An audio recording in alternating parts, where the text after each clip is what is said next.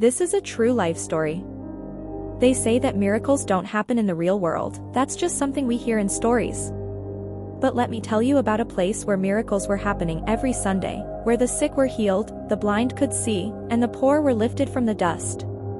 People would travel for miles to sit in the house of divine power, hoping, praying, that Pastor Chijioke would call them out in the middle of his sermon and give them the miracle they so desperately needed.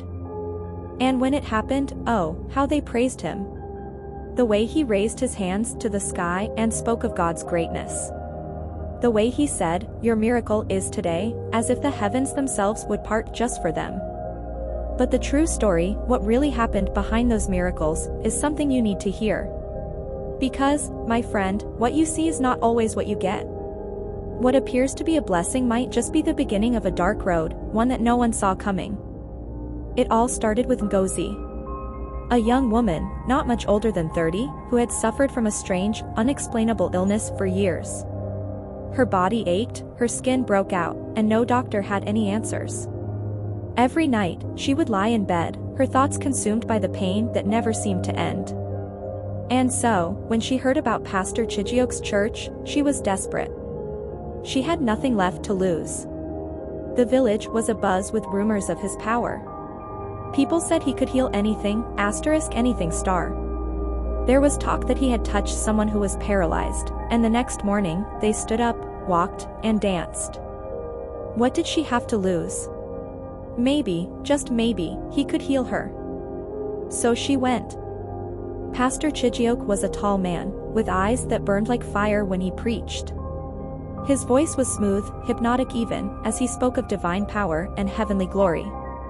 He wore a white robe that glowed under the church lights, and when he prayed, the whole congregation would fall silent, listening to his every word. There was something about him that made people believe.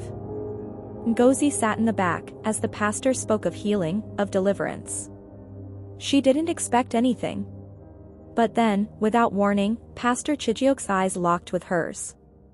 "You," he shouted, pointing directly at her. "Come forward, my sister. The Lord has heard your cry." It felt like the entire room had gone still, every single person waiting. And Ngozi, her heart pounding, walked to the front of the church.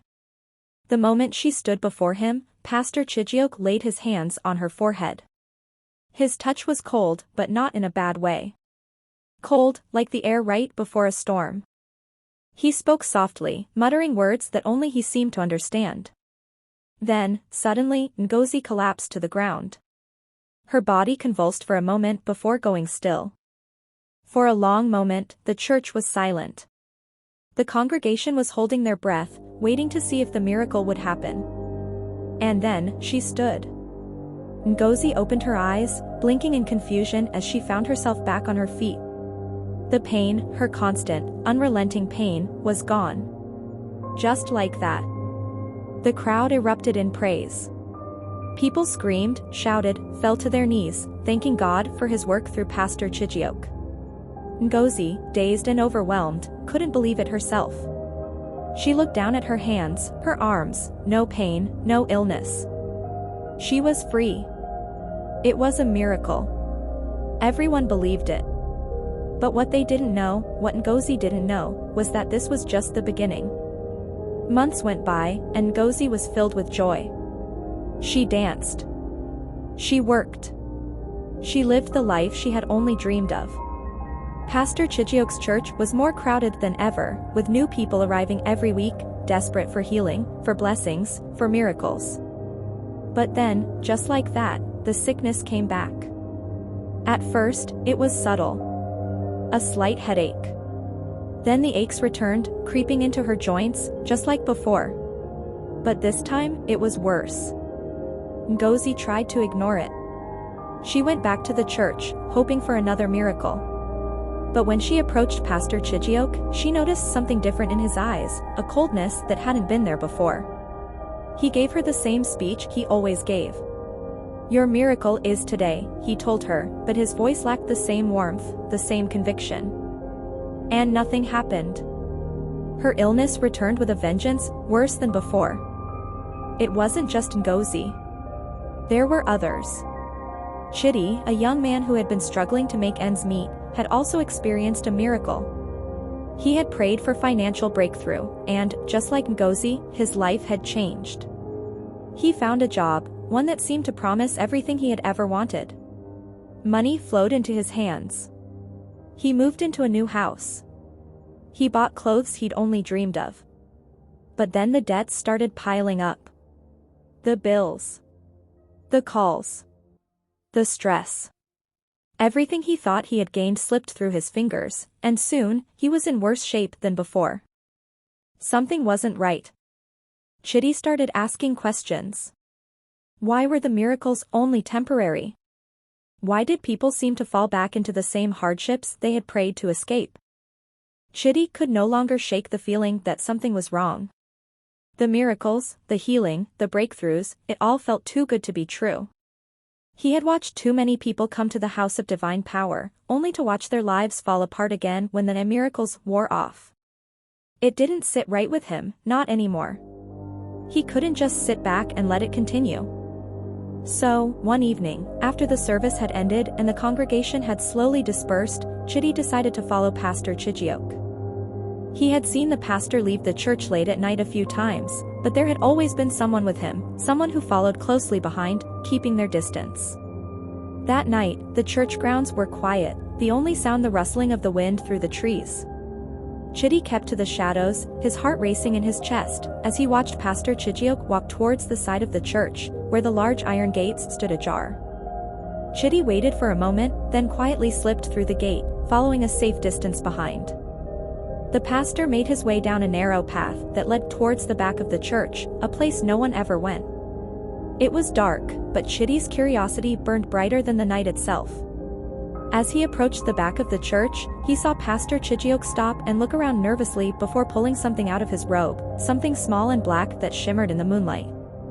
Chidi's breath caught in his throat as he watched the pastor move with purpose toward a large patch of land at the farthest corner of the church grounds. It was an area Chidi had never paid attention to before, overgrown with weeds, dark, almost like the church had been hiding something there. Pastor Chijioke knelt down and began to dig in the soil with his hands, his movements quick and deliberate. He dug a small hole, then carefully placed the black object inside, covering it up as though it was something precious, something that could not be seen. Chidi stood frozen, his mind racing. What was the pastor doing? Why was he burying something in the churchyard? Was this part of the miracle he spoke about so often? He had to find out. Chidi waited for a few more moments, making sure the pastor was far enough away before approaching the area where the pastor had buried the object. His hands shook as he dug into the earth, pulling out whatever had been hidden there. When his fingers brushed against something cold and hard, his heart skipped a beat. He quickly pulled it out, and what he saw made his blood run cold. It was a small idol, intricately carved with strange symbols. The surface was worn, and dark stains covered parts of it, like it had been used in rituals, over and over. Chidi felt a chill crawl up his spine. This wasn't a religious artifact. This was something evil. And then, as he stared at it in horror, he realized something even more chilling. This wasn't the only one. As he moved a few feet further, he uncovered several more idols, each more grotesque than the last. Some had blood-red stains on them. Some were adorned with strange feathers and beads. Even heads of animals buried inside the ground. It was clear these weren't just for show. They were tools that someone had used to summon something dark, something sinister. Chidi's hands trembled as he held the idol up to the moonlight. It felt wrong. The air around him seemed to thicken, and he could feel the presence of something watching him. He quickly covered the idols back up and backed away, his mind whirling. Pastor Chijioke was no man of God. He was something much, much darker. Chidi didn't waste any time. The next day, he gathered a group of people he trusted, those who had been following Pastor Chijioke's teachings, those who had felt something was off but couldn't quite put their finger on it. Chidi knew he had to expose the truth, but he had to do it carefully. He led them to the back of the church, where they found the spot where he had uncovered the idols the night before. His heart pounded as he spoke. "This is where the miracles end," Chidi said, his voice steady, yet filled with urgency. Pastor Chijioke is not who he says he is. He's been using dark powers from the water spirits, to manipulate us all. The group listened in silence, disbelief written on their faces. Some whispered nervously. Others couldn't believe what they were hearing. But when Chidi showed them the idols, the truth was undeniable. One by one, the people began to see the dark reality that had been hidden in plain sight. Word spread quickly through the village. People who had once praised Pastor Chijioke now began to question his miracles. When the pastor heard about the discovery, he was furious. He couldn't allow his secret to be exposed. That night, Chidi received a message from an anonymous source, someone close to the pastor. It warned him to stay away, to stop digging into things that didn't concern him. But Chidi wasn't scared. He knew what had to be done. As night fell, Chidi returned to the church, determined to confront the pastor. The air was thick with tension. He entered the church, where Pastor Chijioke stood in front of the altar, his back turned, murmuring something under his breath. He was preparing for another service, but something about his demeanor was off. It was as though he knew what was coming. "I know what you've been doing," Chidi said, his voice cutting through the silence. The pastor turned slowly, a dangerous smile curling on his lips. "You think you can stop me? You think you can stop what has already begun? You're deceiving everyone," Chidi shouted. "Your power comes from the spirits of the water. You're not a man of God." The pastor's smile widened, and for the first time, his voice took on an eerie, otherworldly quality. "You're too late, Chidi. I've already gathered the souls of so many, and now, they're mine to command. You think you can expose me? It's already done." Chidi stepped forward, his fists clenched. "It's not too late. The truth will come out." The pastor's eyes glowed in the dim light, and for a moment, Chidi thought he saw something demonic in them. But the moment passed, and the pastor laughed, a chilling sound that seemed to echo through the church. "You think this ends with you?" Pastor Chijioke asked, his voice almost mocking. "It doesn't." Pastor Chijioke was eventually confronted by the entire village. The idols, the hidden rituals, the dark powers he had used to deceive so many, it all came to light. But the confrontation wasn't as dramatic as people had imagined. The pastor, once so full of authority and confidence, was broken. His once booming voice faltered as he was exposed for what he truly was, a man who had preyed on the faith of the vulnerable, using their desperation to feed his own power. Some say he was taken away by the very spirits he had summoned, dragged into the dark waters he had once worshipped, never to be seen again. Others say he simply vanished, never to return. But one thing was certain, his hold over the people of Amuokoro was gone. The church was abandoned, its walls silent, its lights dimmed. For Chidi and the others who had helped expose the truth, it wasn't about revenge.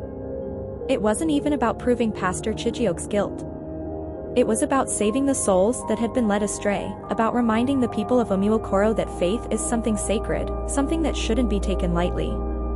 In the end, the story of Pastor Chijioke serves as a warning, a story to remind us all that not everything that glitters is gold. Not every preacher who claims to speak for God does so with pure intentions. There are some who use our deepest fears and desires against us, manipulating us with false promises and fake miracles. And if we're not careful, we can end up in places we never wanted to be. The people of Amuokoro learned that there is no shortcut to real faith. True healing, true salvation, comes from within. It comes from the light of truth, not from the darkness of deception.